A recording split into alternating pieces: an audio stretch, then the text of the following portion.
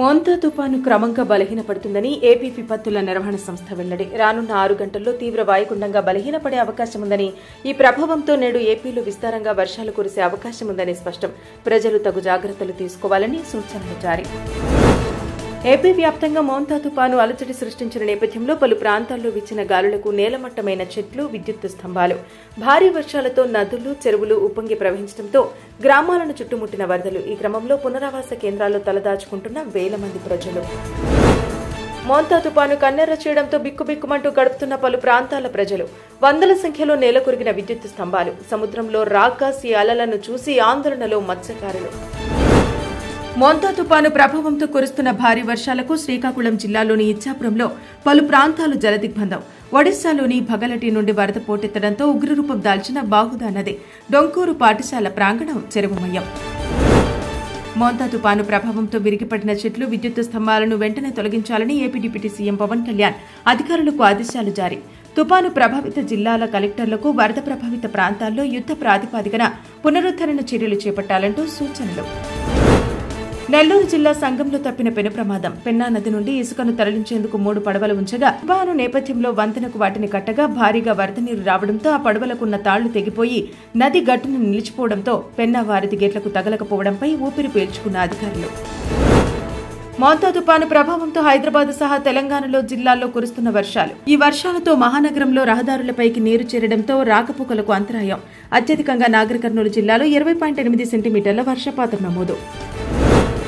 మేడిగడ్డ సహా మిగిలిన బ్యారేజీల మరమ్మతులు, ఇతర పనులన్నీ ఒప్పందం ప్రకారం పూర్తి చేయాల్సింది నిర్మాణ సంస్థలే అని ముఖ్యమంత్రి రేవంత్ రెడ్డి స్పష్టం. ఇన్వెస్టిగేషన్స్, ఇతర పనులకు ప్రభుత్వమే నిధులు ఇవ్వాలని అడగటం సరికాదని, ఈ విషయంలో స్పష్టతతో ముందుకు వెళ్లాలంటూ నీటిపారుదల శాఖ ఉన్నతాధికారులకు ఆదేశం. ఒప్పందం ప్రకారం చేయాల్సిన పనులను నిర్మాణ సంస్థలు ఎందుకు చేయటం లేదంటూ సీఎం రేవంత్ రెడ్డి నిలదీత. హైదరాబాద్ అభివృద్దిపై కాంగ్రెస్ కు చిత్తశుద్ది లేదని, బీఆర్ఎస్ 10 ఏళ్లు మాటలతో మాయ చేసిందని కేంద్ర మంత్రి కిషన్ రెడ్డి విమర్శలు వ్యక్తం. కాంగ్రెస్, బీఆర్ఎస్, ఎంఐఎం 3 పార్టీలు ఒకటేనని ఆరోపణలు. వసతులు, కొరతల సమస్యలతో ప్రజలు ఇబ్బందులు ఎదుర్కొంటున్నారని, అభివృద్ది చెందాలంటే బీజేపీ గెలవాలంటూ పిలుపు. జనజీవన స్రవంతిలో కలుస్తున్న ఒక్కొక్క మావోయిస్టు నేతలు. నిన్న డీజీపీ సమక్షంలో లొంగిపోయిన కేంద్ర కమిటీ సభ్యుడు పుల్లారి ప్రసాదరావు అలియాస్ చంద్రన్న, తెలంగాణ రాష్ట్ర కమిటీ సభ్యుడు ప్రభాత్. చంద్రన్నకు 25 లక్షలు, ప్రభాత్కు 20 లక్షల రివార్డును అందించిన డీజీపీ. సినిమా టికెట్ ధరలు పెంచిన సందర్భాల్లో అదనంగా వచ్చిన ఆదాయం నుంచి 20% నిర్మాతలు సినీ కార్మిక సంక్షేమ నిధికి ఇవ్వాలంటూ సీఎం రేవంత్ రెడ్డి స్పష్టం. అలా ఇస్తేనే ఇకపై రేట్లు పెంచుతామని వివరణ. సినీ కార్మికులకు ఎప్పటికీ ప్రభుత్వం అండగా ఉంటుందని హామీ. శ్రీరామ్ సాగర్ జలాశయం రిఫిట్మెంట్ దెబ్బతిని కుంగిపోతున్న ఆనకట్ట. 14 కిలోమీటర్ల మేర ఆనకట్టకు ఇరువైపులా భారీగా పెరిగిన చెట్లు, పొదలు. దీంతో కట్టకు గండం పొంచి ఉందని ప్రాజెక్టు అధికారులు వెల్లడి. మోంతా తుపాను ప్రభావంతో తెలంగాణలో కురుస్తున్న వర్షాలకు మహబూబాబాద్ జిల్లాలో రైలు పట్టాలపైకి చేరుకున్న వరద నీరు.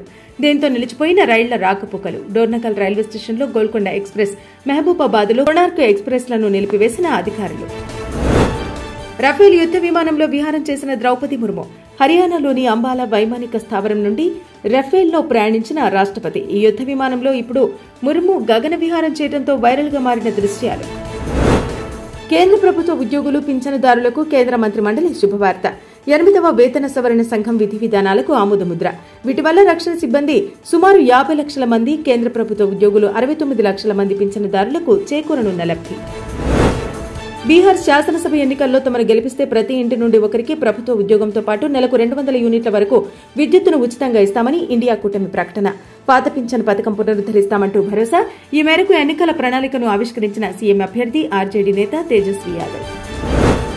దేశ రాజధాని ఢిల్లీలోని అంతర్జాతీయ విమానాశ్రయంలో ఎయిర్ ఇండియాకు చెందిన ఓ బస్సు దగ్ధం. నిన్న మధ్యాహ్నం ఎయిర్పోర్టులోని 3వ టెర్మినల్ వద్ద ఆగి ఉన్న బస్సులో చెలరేగిన మంటలు. దీంతో ఆ సమయంలో ప్రయాణికులెవరూ లేకపోవడంతో తప్పిన పెను ప్రమాదం. బీహార్లో ఎన్నికలు సమీపిస్తున్న వేళ వివాదాల్లో చిక్కుకున్న జనసురాజ్ పార్టీ వ్యవస్థాపకుడు ప్రశాంత్ కిషోర్. బీహార్, పశ్చిమ బెంగాల్ రాష్ట్రాల ఓటరు జాబితాలో ఈయన పేరు నమోదైందని ఎన్నికల అధికారులు వెల్లడి. ఒక వ్యక్తి 1 కంటే ఎక్కువ నియోజకవర్గాల్లో ఓటరుగా నమోదు కావడం చట్ట విరుద్దమని స్పష్టం. సెప్టెంబర్ 27వ తేదీన జరిగిన కరూర్ తొక్కిసలాట ఘటనలో మృతుల కుటుంబాలకు విజయ్ పంపిన పరిహారాన్ని తిరస్కరించిన ఓ బాధితురాలు. మృతుల కుటుంబ సభ్యుల బ్యాంకు ఖాతాలో 20 లక్షల చొప్పున ఈ నెల 18న జమ చేయగా ఆ సొమ్మును తిప్పి పంపిన మృతుల్లో ఒకరైన రమేష్ భార్య సంఘవి. విజయ్ పరామర్శ కోసం ఎదురు చూశామని, కానీ మా పేరును వాడుకుని మా బంధువులు 3 సమావేశానికి వెళ్లారని, మాకు డబ్బు ముఖ్యం కాదని వారు వెల్లడి. భారత్ చైనాల మధ్య జరిగిన ఉన్నత స్థాయి చర్చలు. తూర్పు లద్దాఖ్లోని వాస్తవాధీన రేఖ వెంబడి శాంతి భద్రతను కాపాడుకోవటమే లక్ష్యంగా ఈ చర్చలు జరిగినట్టు సమాచారం.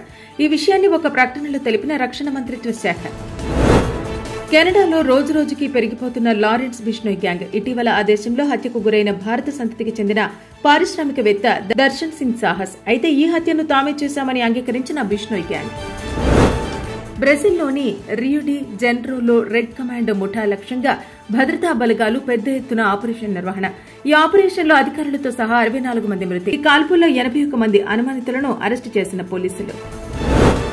భారత్ లక్ష్యంగా చేసుకుని నోరు జారిన పాక్ రక్షణ మంత్రి ఖవాజా ఆసిఫ్. ఆఫ్ఘాన్ భారత్ చేతిలో కీలుబొమ్మగా మారింది అంటూ ఆరోపణలు. ఇస్లామాబాద్పై దాడి జరిగితే దానికి 50 రెట్లు తీవ్రతతో ప్రతిదాడి తప్పదు అంటూ హెచ్చరిక. గూఢచర్యానికి పాల్పడుతూ నకిలీ పాస్పోర్టు రాకెట్ నడుపుతున్న 59 ఏళ్ల వ్యక్తిని అరెస్టు చేసిన ఢిల్లీ పోలీసులు. విదేశీ అణుశాస్త్రవేత్తలతో అతడికి సంబంధాలున్నట్టు అధికారులు వెల్లడి. పాక్ సహా పలు దేశాలకు పర్యటించినట్టు సమాచారం. ఆస్ట్రేలియాతో 5 టీ20 సిరీస్ కోసం భారత్ సిద్దం. గత కొన్ని రోజులుగా అంతర్జాతీయ క్రికెట్లో సూర్యకుమార్ నుంచి పెద్ద ఇన్నింగ్స్ వచ్చిన దాఖలాలు లేకపోవడంతో ఈ క్రమంలో ఒకనాటి దూకుడు ప్రదర్శిస్తాడంటూ సూర్యకుమార్ యాదవ్ గురించి మాజీ కోచ్ అభిషేక్ నాయర్ వ్యాఖ్య. ప్రో కబడ్డీ లీగ్లో 12వ సీజన్లో నిలకడగా రాణిస్తున్న ఎలిమినేటర్ 3లోనూ అదరగొడుతున్న తెలుగు టైటాన్స్. పాట్నా పైరేట్స్ ను ఓడించిన టైటాన్స్ క్వాలిఫైర్ 2కు అర్హత. సీజన్లో సూపర్ ఫామ్ లో మరోసారి రెచ్చిపోయిన భరత్ కూడా. సూపర్ స్టార్ కృష్ణ కుటుంబం నుంచి ఒక హీరోయిన్ ప్రేక్షకులను అలరించేందుకు తెరపైకి. మహేష్ బాబు మేనకోడలు మంజుల కుమార్తె జాన్వీ స్వరూప్ పుట్టినరోజు సందర్భంగా ఆమె రాకను అధికారికం చేస్తూ మంజుల ఫోటోలను విడుదల. ప్రస్తుతం ఈ ఫోటోలు సోషల్ మీడియాలో వైరల్. నటుడు రాజేంద్ర ప్రసాద్ కీలక వ్యాఖ్యలు. మాస్ జాతర ఆడియన్స్ ను సర్ప్రైజ్ చేయకపోతే తాను ఇండస్ట్రీ వదిలి వెళ్లిపోతానంటూ వెల్లడి. ఈ సినిమా అక్టోబర్ 31వ తేదీన విడుదల కానున్న నేపథ్యంలో ప్రీ రిలీజ్ ఈవెంట్ లో ఆయన మాట్లాడిన మాటలు వైరల్. రవికిరణ్ కోల దర్శకత్వంలో విజయ్ దేవరకొండ హీరోగా, కీర్తి సురేష్ హీరోయిన్ గా చేస్తున్న సినిమా ప్రస్తుతం మహారాష్ట్ర సరిహద్దుల్లో ఉన్న తీర ప్రాంతాల్లో చిత్రీకరణ జరుపుకుంటుందని చిత్ర బృందం వెల్లడి. ఈ షెడ్యూల్ నవంబర్ 7 వరకు కొనసాగుతున్నట్టు స్పష్టం. ఈ సినిమా వచ్చే ఏడాది ప్రేక్షకుల ముందుకు రానున్నట్టు వెల్లడి.